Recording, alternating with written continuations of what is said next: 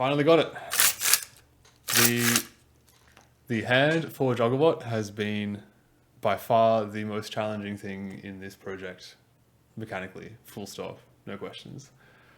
The hand was the very first thing that I ever tried designing with respect to Jugglebot. I had done a bit of coding stuff, like this is right at the very beginning of the project.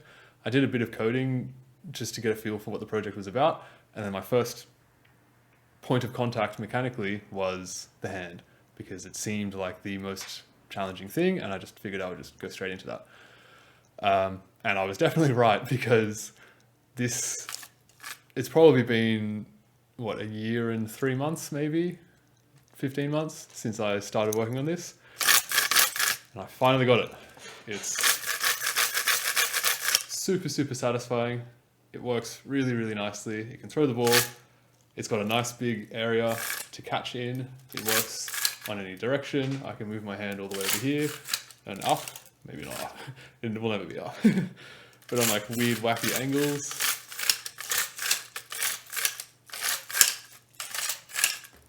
It's so good. It's definitely been a long time to get here, and there will still be some things to change about this. Like, and I'll get into them a little bit later in the video. But for the most part, this is it. I'm very happy with this. So in the rest of this video, I want to talk about a couple things that led to the actual creation of this design. So I believe it was my last video, or it might have been the one before that, where I talked about my then newest design for the hand. And there were definitely quite a few problems with that. And I want to go through what those were and why I had to change them and how that led to this.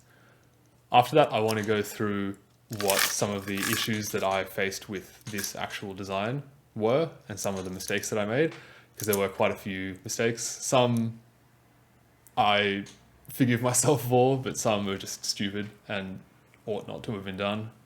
But here we are. Thankfully, they were easy to fix. And then I would like to go through what I'm likely going to change about this design. There are a few things that aren't quite perfect yet that I want to fix, and I want to tell you what those are. And then at the very end, I want to talk about what the next couple steps are with the overall project. So getting this to actually work. And it's very exciting. I think this video is pretty good, and I think the next one is going to be very exciting. So without further ado, let's get into it. So if you remember back to my old design, it looked a little bit like this, where the ball is supported in this little carrier thing, and that is connected to strings that go over pulleys, such that when the two strings are pulled from below, it will launch the ball upwards. And this was cool and it was a good idea, but it had three main problems. The first is that the motors had to be perfectly in sync to get the ball to throw up straight. This does open up a little bit of a possibility for throwing at very specific angles, because I could, for example, have this one pull at like 20% more than the left one, and that will throw it off over to the left. That would open up those sorts of possibilities, but I think it would introduce more issues than it would solve. I want to try to keep the system as simple as possible, and that involves just having the ball be able to go straight up and down relative to the pulleys. The second problem is that not only did this need the motors to be in sync, but it actually needed 3 motors in total, because there were 3 strings. And this is not ideal, because at the end of the day, we only want the ball to move in one direction. And another way to say this is that we want 1 degree of freedom for our system. Now, something that comes up a bit in mechanical engineering is that whenever you have more motors than you have degrees of freedom that you want to get out of the system, that's called being over-actuated. And that can be desirable sometimes, but in most situations, it's better to just stay away from that if you can, and then only be like perfectly actuated, where you have the number of motors or actuators that you want degrees of freedom out. And so here, that means I should only have 1 motor pulling that 1 degree of freedom to get the ball to move straight. Just straight relative to this stuff. So the third and final problem with this design, that I can think of at least, is that there's no easy way to add springiness into the system. Now, there's 2 things I have to say about this. One is that the springiness is important because when you actually catch a ball, you need to be able to respond to it very fast. You need to be immediately on it and be able to absorb any little impact there and then carry it through. Any sort of like jagged motion, it is not ideal. It doesn't work as nicely. So I'm anticipating the motors not being perfectly timed, like to the femtosecond. So I want to add a little bit of springiness into the system. But I want to have the option of adding springiness into the system to give it a bit more of a response time. So that rather than having to need to react immediately, it can have the hand sink in a little bit to receive the ball, and then the motors can kick into gear and actually start pulling it down. Well, yeah, start allowing the platform to fall down. So if you've been following along with this project, you may remember the old hand design that looked a bit like this. And there were a couple other things on it, but I had to salvage those. So this is the only thing that I have remaining. And this was supposed to be adding that springiness into the system. But the problem is this is too stiff. So when the ball comes in, it just bounces off, even when I'm only throwing it from that high. This is a problem because it doesn't actually give the system that extra response time that I'm after. All that this will do is, if anything, make the problem worse, because if the motors and everything are behind by just a little bit, this is going to actually actively recoil the ball away, because I think that the response time of this will be faster than the response time of the motors, because this is quite stiff. And I could make this less stiff, but then it will break more easily. And all of the prototypes that I made for this and like all of the related compliant mechanism things have ended up snapping. This is the only one that hasn't so far. And so I don't want to make it any weaker or any thinner. So it's not so great. It was a cool idea, and I'm really glad that I did this. It was very fun to do, but yeah, not good for this. So this actually sheds some light onto how I need to add this springiness, because as we just saw, this hand is too stiff and too springy and will not actually solve the problem that I want. So this indicates that I need a low stiffness spring to absorb the impact of the ball and allow the motors a chance to catch up. There are some difficulties that come up with doing this, with adding a low stiffness spring into this system, but I'll get into them in just 1 second. So that's the old design and the problems that I was having with it, but where did that take me? How did I get on from this? Well, if you notice, pretty much all of these problems stem from the fact that the 3 strings are going down independently of one another. If there was some way for me to bunch them all together so that they can all travel together, then I can just pull this as one cable and just attach it to one motor. My first thought for solving this problem was to do it a bit like this, very similar to how I just drew it above, where the cables that are attached to the carrier travel up and over the pulleys, and then they get routed down through this little hole, and that hole is being supported by these blue rods. Now this is fine, except there's going to be a lot of friction right here, right where the string goes through that little ring. And friction is not good, and that would be very likely to cause problems. So then the question was, how can I actually solve this friction problem? Then I realized, if I route the cables like this, there will be very little friction. So the way that this works is the ball is sitting in the carrier, same as before, and then all of these purple circles are pulleys. So the string goes up, over the pulley, around this first small one, around the second small one, and then out through this little ring. And this is awesome because once all of the cables are routed like this, I can just braid all of them together and have one single string coming out the bottom, which I can then attach to a motor, and done. This will mean that the ball will always move straight up and down, like along this axis, and will never deviate from that. It will require that the 3 strings are calibrated, I guess, to be the same length at the very beginning, but I don't think that should be too tricky to do. My plan for that is just to pinch them all off and then pull them individually until the platform part is really flat, like at least it looks flat, and then tie a knot or start braiding it, and then off I go. I think that shouldn't be too tricky. Something that I thought was really funny when I was preparing for this video is that I was looking through my notes on this process, and I found that I had actually come up with a design very similar to this This was quite a while ago. I don't really date things like this, or maybe I should, but I have no idea. I can't remember how long ago this was. But it's funny how similar this is to the design that I've ended up with now. I don't fully comprehend exactly, I can't exactly remember what I was thinking with this. Like, I don't remember if this blue part is fixed or floating or not. I don't know how it's attached, but it's sort of similar in the way that it guides the cable around. It's funny that I went off of that and then onto other stuff, and then now I'm back to that again.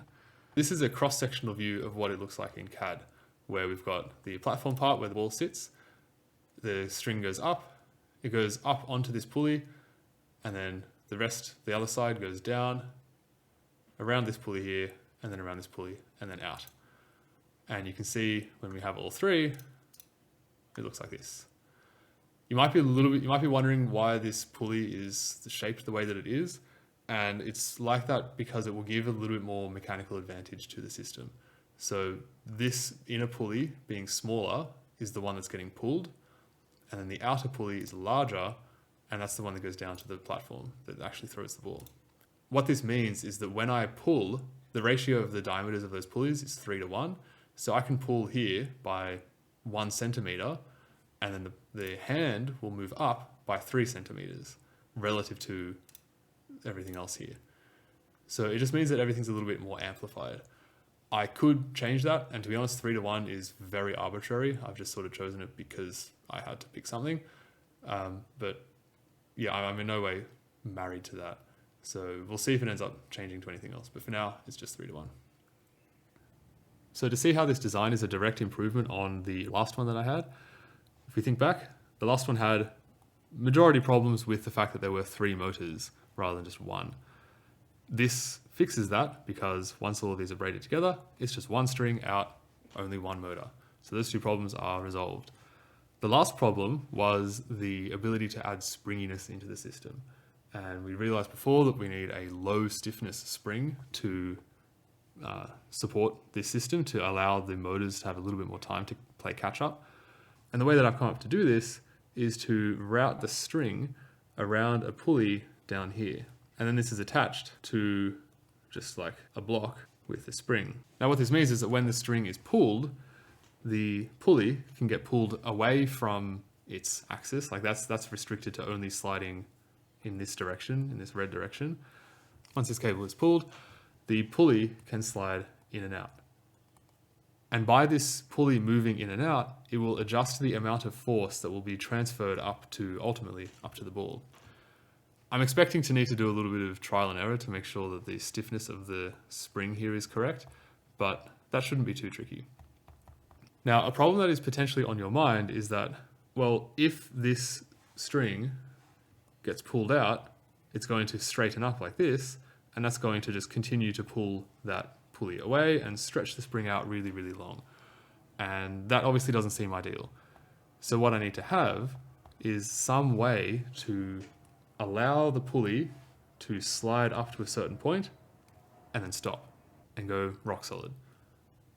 Putting this into CAD terms, that looks a little something like this, where up the top here is just a little guide hole to make sure the string goes in straight, and then the string will go down around this pulley here and then out to the side. So this part can slide up and down freely, but it's blocked off from sliding past a certain point by this bolt here. And I can just adjust the length of the position of that bolt, so I could make it a little bit further out. And then this can slide even further. So I can adjust that to be exactly how I need it to be. And also there are going to be springs on here that attach from this hole down to these holes in here. I've added 3 holes here and on the other side to give myself a little bit of freedom in case I can't cut the springs to the exact right length, because that can be a little bit tricky sometimes. Yeah, but that's that. So that's how that thing works. In reality, it looks like this. And it works really, really nicely actually. Sort of annoyingly, the rods aren't perfectly lined up, so there's a little bit of catching between I've got some linear bearings in here, between those bearings and the rods. They don't really go super smooth, it's a bit annoying. But other than that, it works really well.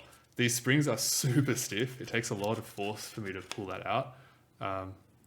So I might I will probably replace those springs for less stiff springs, but I just need to find the right ones. But yeah, other than that, it's working pretty well. So we can see that the new design pretty handily beats the old one. It's quite a bit better in quite a few ways. And so now I want to show you some of the things that I had to do to get that to actually work, and some of the problems that I faced. The first one is, it's just so stupid. It should not have been a problem. I have, so the top part of the contraption that attaches to the legs of Jugglebot, it needs to attach with this M10 bolt. And that bolt just goes through the plastic and it holds the top ball joint part of the leg to the platform. And in one of the iterations of this design, I just forgot about those bolts. I was too busy focusing on the rest of the design and trying to make the rest of it work that I just wasn't thinking about how big that bolt is and whether it would actually fit in the spot. And it didn't. And I had built the whole rest of the hand and it was all working, it was all good, but I couldn't actually attach it to Jugglebot because the bolts didn't fit. So I had to go back into SolidWorks, redesign the part, and then print it off again. Silly mistake, shouldn't have happened. Yep.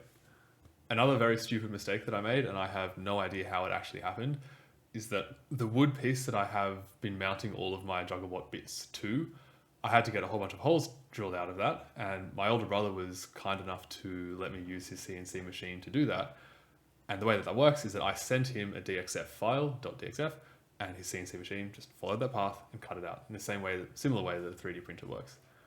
Now, somehow, the DXF file that I sent him had a different layout than my CAD file. I'm pretty sure that I did change it to what I sent him, and I know why I changed it that way. The problem was that at the time, I only knew how the legs were going to be mounted. That's the only thing that I knew for sure. But I also knew that I, at some point, was going to have to mount something else there for the hand to work, for the hand to actually be able to pull the string to launch the ball up. But I had no idea what that was going to look like. At the time, it was looking like I was going to be doing the 3 motors approach with my old design. So what I did was I added 6 mounting holes just in like a nice little grid in an area that I just knew where it was because it was on CAD. And the idea was that as long as I knew where those holes were, I could just mount stuff to it. I can 3D print the thing that will fit in the spot and then it will work. Now, somehow, I changed the file from what it originally was to something else that I think was a bit better. The holes were in a bit more of a sensible spot.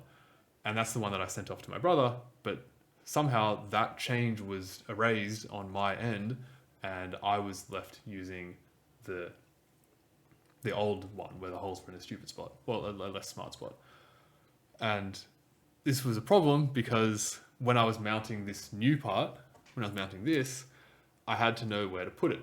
And so I printed off these little like guide pieces that would go into the holes and that would go into the existing holes and allow me to position this exactly in the middle and then drill the holes out and then I'm done. Because I don't have a CNC and I don't trust myself to measure it. But it didn't work because the holes were in the wrong spot. And so I had to go in and import the DXF file into SolidWorks, put that as a sketch, and then align everything back again properly. For some reason that also didn't work.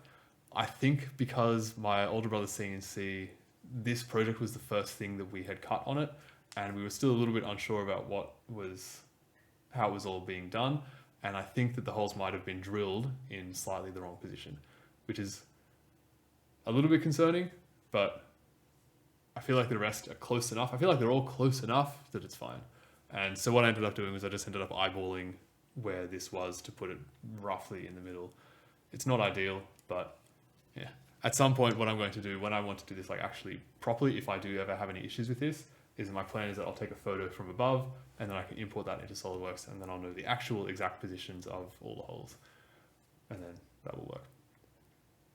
Another slightly more meaningful problem that I've been encountering with this new design is that the strings, I'm using these like Kevlar, I think they're Kevlar strings that are, I think they're made for like kites. People use them in kiting. They're super, super strong, but they're cutting into the plastic. So when I pull this off at funny angles, it cuts into the plastic of the part.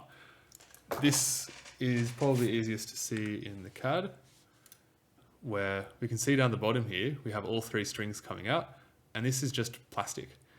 I wasn't expecting this to be too big of an issue, but it turns out that these Kevlar strings are relatively abrasive, and especially when the strings are getting pulled at weird angles, they tend to rub and they cut in quite a lot.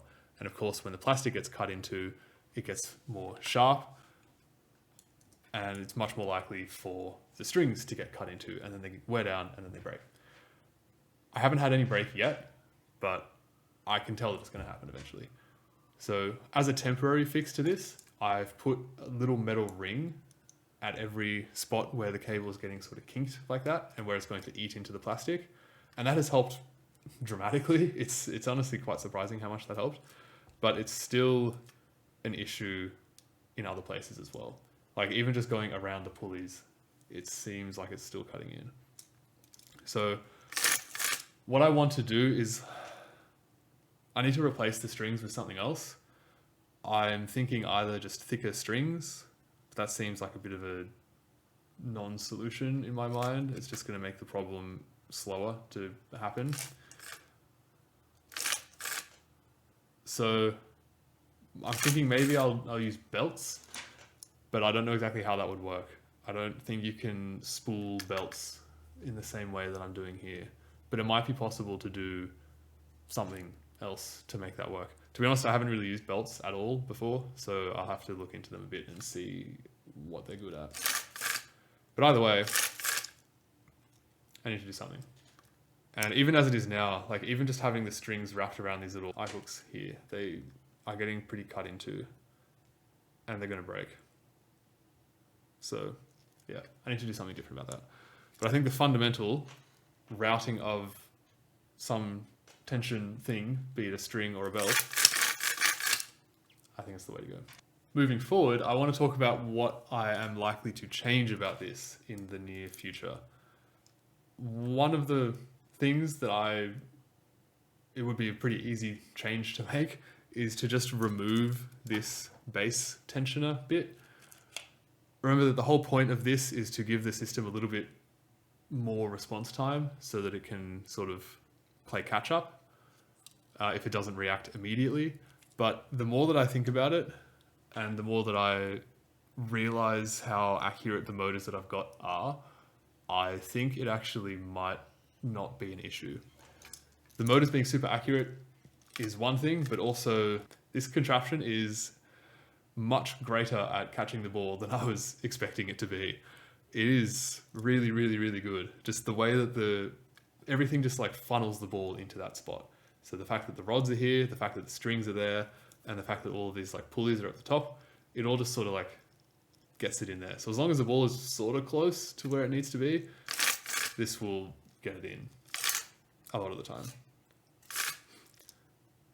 Very unintentional, the way that the geometry worked out like that. Maybe my subconscious was doing it on purpose, but I just sort of did dimensions because I had to pick something, and this worked really well. So I'm very happy with that. But yeah, so I might end up just fully removing this base tension a bit and get away with it.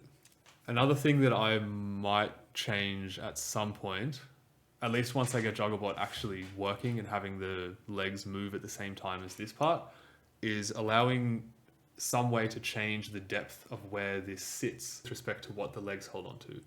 So right now, all of the legs attach into this very top bit. But what that means is that as this moves around, the bottom of this hand part is moving quite a lot. And if you imagine my arms are the legs of the Jugglebot, as this moves, it's quite prone to hitting the legs and having collisions. And that's not good. And the motors are not really going to have any way of knowing that that's happened. They're just going to blow past it and probably break something. So I don't want that to happen. And figuring out what positions this can't move into is definitely doable and wouldn't be too bad, but I feel like it's easier just to stop it from being a problem at all and not have to worry about doing that. So my idea for fixing this is to change the position of where the legs are holding onto it. Because if you imagine if the legs were attached to the very base, there's no chance for collisions. I can move this around as much as I like and it will work totally fine. The only problem with that is that because the end part is so far away, any slight little imperfection in where the the legs are positioned at the base is going to put the top in the wrong spot. So I think somewhere in the middle will be best, and I want to make something that can just like clamp onto the rods and then slide up and down and allow me to get this into the exact position that I want. That's not super high on my list of things to do, but it's something that I've got in mind for in the future. So those are the things that I'm probably going to change with this in the nearish maybe future. But more interestingly, I think, is what are the next steps for this project as a whole? Because this being done to the level that it is has opened up a lot of things that I think are very interesting. So the first of those things is that I need to actually connect up the motor that will control this to Jugglebot's brain, well, what it is right now, the little teensy controller that I've got in there. I need to do that wiring and get all that set up. There will be some annoyances with that because I totally forgot about the fact that I need to include this motor in the system when I designed that whole structure, but now I have to shoehorn it into there, but I think it shouldn't be too tricky. Once the motor is wired up and actually attached to the brain part of Jugglebot, I need some way to actually control it. I need some instructions to give it to tell it what to do and when to do that. I have a pretty decent idea of how I'm going to do this, but I can't think of a good way of explaining it. So I think what I'm going to do is I'll explain how it works once I've actually done it, and then I think I'll have a better idea of how to describe it once I've gone through all the problems with it and once I understand it more intimately. But I don't think it should be too tricky. I think it should be all right. Something else that I've been sort of thinking about relates very closely to a comment that someone left on one of my first videos about whether I'm going to include cameras or anything for Jugglebot to work. And my plan all along has always been to have cameras that can actually see the balls and can respond to their positions and deal with their positions appropriately. So it's more dynamic. But the more that I am getting familiar with these stepper motors that I'm using, the more I'm realizing it's actually potentially going to be possible to just have it compute where the balls will be in advance and just move there and have it work. Especially with how good this is at catching, I think that will give it enough tolerance that it won't actually need to see the balls. I will still be able to meet my objective as being able to like program in juggling patterns. Like I can say juggle this pattern and then it should just be able to transition to that pattern. So it should be able to throw different heights on demand, but without actually being able to see. This just feels so weird to me, I think because I'm human and sight is necessary to do something like juggling. I think I just haven't gotten in the mind of a machine enough to realize the fact that machines are actually very, very, very precise and don't need eyes a lot of the time. It's going to be interesting to see what happens. It's definitely going to be a heck of a lot faster for me if I can just tell it where to go and it will just do it rather than having to set up all the visual stuff. That's something that I've not been looking forward to as much as the mechanical stuff. I'm definitely much more fond of the mechanical design, at least right now. Yeah, so I'm going to be pretty happy if I don't actually need to do the cameras at all. I think eventually I would like to have cameras just to allow Jugglebot to correct for errors if they ever do come up. But I mean, maybe it's possible that I'll never even need them. Only time will tell. One other thing that I do want to just mention about this design is that because the three strings are coming out at the bottom together and are getting pulled together, if there's a little bit of offset where one is being pulled a little bit more, then the hand will go up at a weird angle. If it's too extreme, it won't even go up nicely at all. But if it's a little bit off, it will rise at a very, very strange angle. So I need to make sure that these are all getting pulled evenly. I think what would be very, very cool is if I could include in here some way to fine tune the lengths of these strings. Maybe I could add something where the pulley is attached to a little block and that block is tightened or loosened with bolts and I can adjust that in and out. But having some method to fine tune that, because right now I've just been tying knots and trying to get the tightness to be the same. That's obviously wrought with errors though. So yeah, having some more precise method would be better. And yeah, so once the control stuff is done, I am going to just give it a go and see if it can juggle.